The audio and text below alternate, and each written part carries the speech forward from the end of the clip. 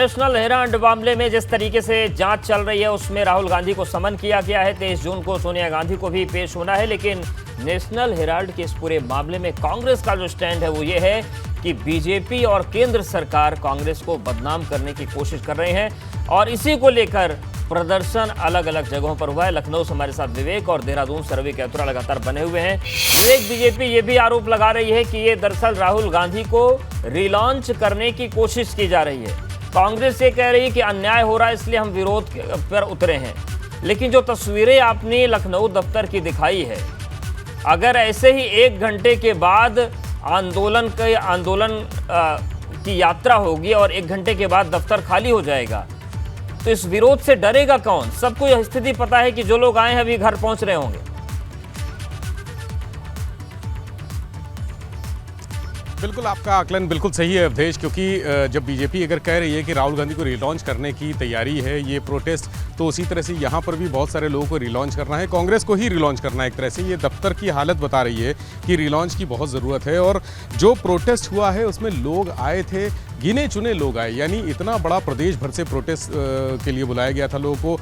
75 जनपदों से 75 जिला अध्यक्ष भी मुझे नहीं लगता है कि यहाँ पर आए होंगे, क्योंकि स्थितियाँ ऐसी थी। एक दिन पहले यानी कल शाम को सचिन पायलट ने इसी कांग्रेस के प्रदेश मुख्यालय में प्रेस कॉन्फ्रेंस करके कहा था कि प्रदर्शन को एकदम हाइट देनी है, हाइप देनी है, सभी लोग आए, जितने फ्रंटल संगठन हैं, जितने मोर्चा हैं, उनके लोगों को बुलाया गया था। लेकिन आज जब वाकई में सुबह से मैं कांग्रेस के दफ्तर में मौजूद हूँ 7 बजे से, और यहाँ का नज़ारा लगातार एबीपी गंगा के दर्शकों को दिखा रहा हूँ, और यहाँ पर तो उस समय 10 बजे तक तो कोई व्यक्ति था ही नहीं, कार्यकर्ता था ही नहीं। बड़े नेताओं की बात तो छोड़ दीजिए, कार्यालय प्रभारी का भी दफ्तर ये सामने है, ये खाली पड़ा है। यहाँ पर कार्यालय प्रभारी जिनके नाम से 144 की नोटिस चस्पा की गई है मेन गेट पर, वो कार्यालय प्रभारी का भी दफ्तर यहाँ खाली पड़ा है। सुबह से ये भी नदारद हैं, इनके भी दर्शन नहीं हुए। तो स्थिति ऐसी है कि कांग्रेस एकदम मृतप्राया है उत्तर प्रदेश में। एकदम ऐसी स्थिति है, जो 403 सीटें हैं उसमें से 2 सीटें कांग्रेस को मिली हैं, लेकिन दोनों विधायक भी यहाँ नहीं थे, बड़े नेता नहीं थे। एक जो जाना पहचाना चेहरा है अखिलेश प्रताप सिंह का, सिर्फ वो चेहरा नज़र में आया, और वो भी उन्होंने बातचीत में कहा कि मैं किसी तरह से भाग कर आया हूँ, बच कर आया हूँ, पुलिस को चकमा दे कर आया हूँ। ये स्थिति है कांग्रेस की।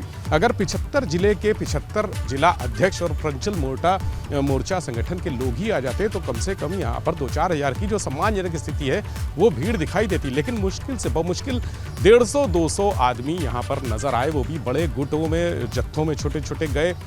ईडी के दफ्तर के बाहर उन्होंने प्रदर्शन जरूर किया, अपनी बात जो कही थी कि प्रदर्शन करेंगे, पुलिस ने उनको रोकने की कोशिश की, तमाम इंतजाम थे, लेकिन उन्होंने ईडी के दफ्तर के बाहर प्रदर्शन किया। भारी सुरक्षा व्यवस्था को धता बताते हुए भी लोग वहां पहुंचे, प्रदर्शन किया, नारेबाजी की, पोस्टर लहराए।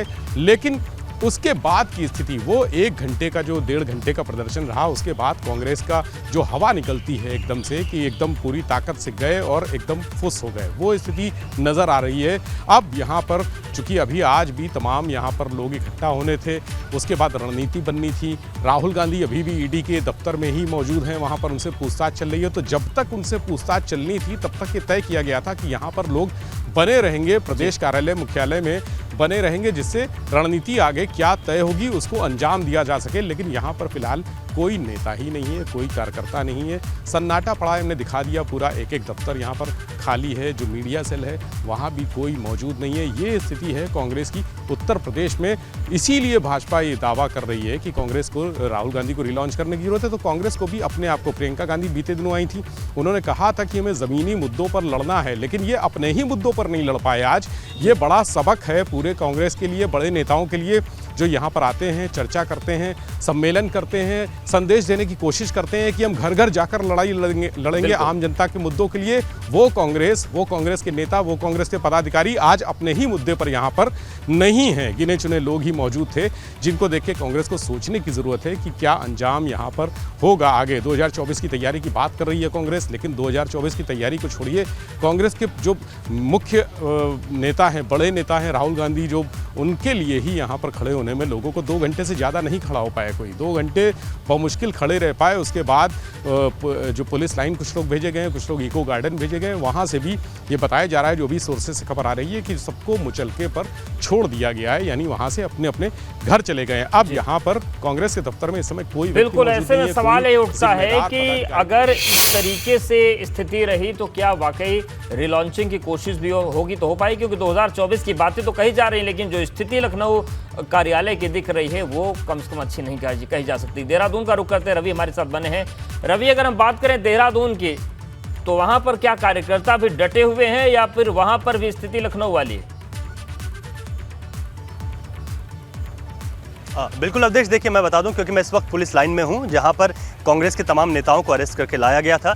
यहां से कांग्रेस के सभी नेता जिनको अरेस्ट किया गया था मुचलके पर छोड़ दिए गए हैं और यहां से घर चले गए हैं, क्योंकि जो ईडी का दफ्तर है उसके बाहर अब कोई भी कांग्रेसी नेता वहां पर मौजूद नहीं है। जिस तरीके से जाम की स्थितियां बनी थी, अब सड़क को सुचारू कर दिया गया है। इसके अलावा अगर हम कांग्रेस के मुख्यालय की बात करें तो वहाँ पर भी अब कोई नेता मौजूद नहीं है। ऐसे में जो तमाम नेता जो प्रदर्शन कर रहे थे, तकरीबन जो 2.5 से 3 घंटे का प्रदर्शन हुआ है, उसके बाद जब वहाँ से अरेस्टिंग हुई, तो अरेस्टिंग करने के बाद जब पुलिस लाइन को लाया गया तो यहाँ से भी अब सभी घर चले गए हैं। तो इस तरीके से, क्योंकि अगर हम बात करें तो जो पूरा प्लान बनाया गया था वो ये था कि जब तक राहुल गांधी से पूछताछ होती रहेगी तब तक कांग्रेसी जो प्रवर्तन निदेशालय है, ईडी का दफ्तर है, उसके बाहर धरना प्रदर्शन करते रहेंगे, सत्याग्रह करेंगे। लेकिन ऐसा नहीं हुआ, क्योंकि इससे पहले ही तमाम जो कांग्रेसी हैं वो अब अपने घर चले गए हैं। और साथ ही अगर संख्या बल की अगर बात की जाए तो कांग्रेस के तकरीबन 200 से 250 लोग आज देहरादून में जुटे थे, क्योंकि पूरे प्रदेश में तमाम जिलाध्यक्षों को, तमाम कार्यकर्ताओं को, उपाध्यक्षों को और जो पदाधिकारी हैं उन लोगों को यहाँ पर शामिल रखने के लिए कहा गया था। हालांकि प्रदेश अध्यक्ष, नेता प्रतिपक्ष, पूर्व नेता प्रतिपक्ष और उप नेता प्रतिपक्ष, ये जो तमाम लोग हैं ये दिखाई दिए हैं। ये तमाम लोग आज एक साथ थे जो कि इस प्रदर्शन को कर रहे थे। तो सीधे तौर पर कांग्रेस लगातार आरोप लगाती जा रही है कि जो आज जिस तरीके की पूछताछ की जा रही है, इस पूछताछ के सीधे सीधे मायने कांग्रेस का आरोप है कि ये दबाव बनाने की कोशिश है। 2024 के लोकसभा चुनाव है, उन चुनाव से पहले कांग्रेस की छवि को खराब करने की कोशिश है। तो ये तमाम जो है जो आरोप है वो लगते रहे। लेकिन जिस दौरान जो 2.5 से 3 घंटे का जो वक्त रहा जब कांग्रेस ईडी कार्यालय के बाहर धरना दे रही थी, उस दौरान अगर हम बात करें तो लगातार प्रदर्शन कुछ उग्र भी हुआ। ईडी का दफ्तर है उसके बड़े गेट पर कांग्रेस के कार्यकर्ता अंदर कूदने की कोशिश भी की, और इसी उग्र प्रदर्शन को देखते हुए और शहर में जाम की स्थिति को देखते हुए कांग्रेस के तमाम नेताओं को पुलिस को अरेस्ट करना पड़ा। तो अभी से यहाँ से तमाम नेताओं को अब छोड़ दिया गया है। हालांकि अब जो भी धरना प्रदर्शन था, जिस तरीके की गतिविधियां अभी तक जो दोपहर तक देखने को मिल रही थी, अब वो प्रदेश में नहीं है, देहरादून में नहीं है। जी अवधेश। बिल्कुल विवेक, जिस तरीके से प्रदर्शन आज हुआ, अब क्या कांग्रेस के पास कोई अगली रणनीति है कि किस तरीके से इस मामले को आगे बढ़ाएं? क्योंकि सोनिया गांधी का अगर स्वास्थ्य रहता है, सही रहता है, तो 23 तारीख को उनको भी पेश होना होगा। जिस तरीके से आज एक बड़ा प्रदर्शन करने की कोशिश की, ये टेम्पो मेंटेन करने के लिए भी कोई रणनीति पर काम चल रहा है क्या? वहाँ देखिए, अब देश कांग्रेस अध्यक्ष विहीन है, रणनीति की बात ही नहीं करेंगे, क्योंकि रणनीति तो प्रियंका गांधी ने भी बनाई थी कि किस तरह से घर घर जाके आंदोलन करना है, लोगों को बताना है कि भाजपा सरकार क्या क्या धोखे कर रही है उनके साथ। वो भी फुस हो गया। तो यहाँ पर अध्यक्ष नहीं है। प्रियंका गांधी से जब ये सवाल पूछा गया कि यूपी में कांग्रेस का अगला अध्यक्ष कौन होगा, तो उन्होंने कहा कि क्या मेरे होते हुए भी कोई अध्यक्ष जरूरी है? यानी कांग्रेस सारे बड़े पदों पर अपने ही चेहरे बैठा देती है। खुद राहुल गांधी भी कांग्रेस में सर्वे सर्वाएं, प्रियंका गांधी भी सर्वे सर्वाएं, उत्तर प्रदेश में भी वो भी वही चेहरा है। तो नीचे के लोगों को जब मौका नहीं मिल रहा है तो क्या रणनीति बनेगी इस कार्यालय में? आपको लगता है कि ये जो सन्नाटा पसरा है, यहाँ कोई रणनीति बनाने के लिए आदमी मौजूद है? कोई भी व्यक्ति ऐसा नहीं है जो अब इस संगठन में इसको आगे बढ़ाए, इस आंदोलन को आगे बढ़ाए, इस रणनीति को आगे बढ़ाए, क्योंकि जितने भी लोग पकड़े गए हैं, गिरफ्तार किए गए हैं, वो सब पुलिस लाइन में रखे गए हों या इको गार्डन में रखे गए हों, सभी यहाँ से जा चुके हैं। सिर्फ एक जो नेता है, जाना पहचाना सा चेहरा, अखिलेश प्रताप सिंह, उनका चेहरा दिखा था। बाकी कोई ऐसा चेहरा नहीं दिखा जिसे पहचाना भी जा सकता हो, जो कांग्रेस में लगातार दिखता रहा हो आंदोलन करते हुए। अब ये प्रदेश अध्यक्ष का कमरा है, यहाँ भी लगातार हम आते रहे हैं, लेकिन अब कई दिनों से, जब से अजय कुमार लल्लू हटे हैं, तब से यहाँ से खाली पड़ी हैं कुर्सियाँ। यहाँ भी आपको अंदर कुछ नहीं मिलेगा। जो सामने उनका प्रभारी प्रशासन का कमरा है, वो भी नहीं है। तो कांग्रेस की स्थिति ऐसी हो गई है कि रणनीति बनाने के लिए तो सोचना पड़ेगा कि रणनीति आखिर बने तो बनाएगा कौन? यहाँ कौन ऐसा व्यक्ति है, जिम्मेदार और जवाबदेह कोई व्यक्ति नहीं है, तो रणनीति कौन बनाएगा? आपको अंदर से प्रभारी प्रशासन का कमरा दिखा देते हैं। इन्हीं के नाम से नोटिस लगा हुआ है बाहर, जो मेन गेट पर कांग्रेस के चस्पा है कि अनुमति नहीं है धरना प्रदर्शन की। ये देखिए, दरवाज़ा खुला है, यहाँ पर कोई भी नहीं है, सन्नाटा पड़ा है, पंखा हालांकि चल रहा है। लेकिन कैमरामैन दिखाइए जरा प्रमोद, ये प्रशासक का कमरा है, ये खाली पड़ा है, सुबह से यहाँ भी कोई नहीं है। तो किस तरह की रणनीति की हम उम्मीद करें? कोई अगर मिले यहाँ पर बात करने के लिए तो उससे रणनीति की उम्मीद की जाए कि कुछ सवाल पूछे जाएं। यहाँ तो कोई आदमी नहीं है जिससे हम बात भी कर सकें या कोई सवाल भी पूछ सकें कि आंदोलन अगर किया है, आज इतना धरना प्रदर्शन हुआ है, जो मुख्य लीडर थे यानी जिनको नेतृत्व करना था, आराधना मिश्रा मुना, उनको घर हाउस अरेस्ट कर दिया गया, वो घर पे हैं, उनको बाहर नहीं निकलने दिया जा रहा है। पुलिस की भी एक रणनीति होती है, लेकिन यहाँ कांग्रेस की रणनीति जो फेल है, क्योंकि पुलिस प्रशासन की रणनीति बेहतर रही। उन्होंने सबको हाउस अरेस्ट कर दिया, किसी को भी निकलने नहीं दिया। जो कार्यकर्ता बिल्कुल, लेकिन इन तमाम रणनीतियों के वो बीच जरूर ईडी के दफ्तर तक भले ही जो पहुंचे, देने की कांग्रेस कोशिश कर रही है, उन सब के बीच तस्वीरें दिल्ली से आई, देहरादून से आई, लेकिन लखनऊ में जो तस्वीर आ रही है वो अपने आप में समझने के लिए काफ़ी। लेकिन देखने वाली बात होगी कि ये पूरी लड़ाई कहां तक जाती है, और सबसे अहम सवाल यही है कि आखिर जांच का विरोध करके कांग्रेस संदेश क्या देना चाहती है।